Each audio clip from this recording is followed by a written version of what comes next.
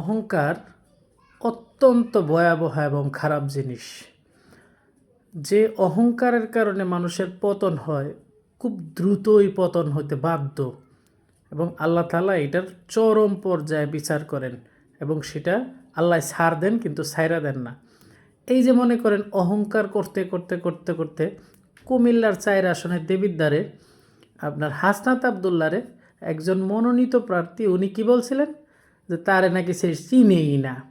আর আরেকজন, উনি তো বিশিষ্ট ব্যক্তিত্ব, টকশোবিদ, উনিও চমৎকারভাবে বারবার বেশ কয়েকবারই বলছিলেন যে ফকিন্নির বাচ্চা, আরও কি কাইল্লা আবি যাবি।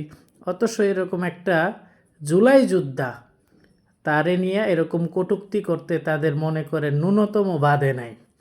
ন্যূনতম তাদের মানে অহংকার এমন পর্যায়ে তাদের চলে গেছিল, যেই কারণে আজকে এই দুইটা ব্যক্তি হাতে আঙ্গুল দিয়ে দেখানো যায়। রুমিন ফারহানা আর হচ্ছে কুমিল্লার দেবিদ্বারের 4 আসনে উনি ঋণ খেলাপির জন্য আজকে উনি আর নির্বাচন করতে পারবেন না। অহংকার হচ্ছে পতনের মূল। এটা হচ্ছে যে কারো জন্যই প্রযোজ্য, সে দল হোক, যাই হোক, যেইখান থেকে হোক না কেন, অহংকার করবেন না। অতি অহংকারে একেবারে নিজে উপর থেকে মাটিতে নাইমা যাইতে সময় লাগে না। এই যে আজকে অহংকার কই গেছে, দোয়া করবেন সবাই। আমি ব্যক্তিগতভাবে এখানে হাসনাত আবদুল্লাহ যদি যে কোনো দল থেকে দাঁড়াইতো, কোনো দল টল না, একলা দাঁড়াইতো, তাও আমি ব্যক্তিগতভাবে তারে মন থেকে চাইতাম। ওসমান হাদির উত্তরসূরি হিসেবে, ওসমান হাদির সহচর হিসেবে তারে আমি ব্যক্তি হিসেবে চাই।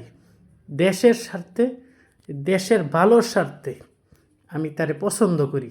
এটাই হচ্ছে আমার চাওয়া। আর একটা কথা সকলের উদ্দেশ্যে, অহংকার হচ্ছে পতনের মূল। এই জিনিসটা মাথায় রেখা সবাই সামনের দিকে আগানোর চেষ্টা করবেন। ক্ষমতা চিরস্থায়ী না। ক্ষমতা আজকে আছে, কালকে পুটাস হয়ে যাইতে সময় লাগে না।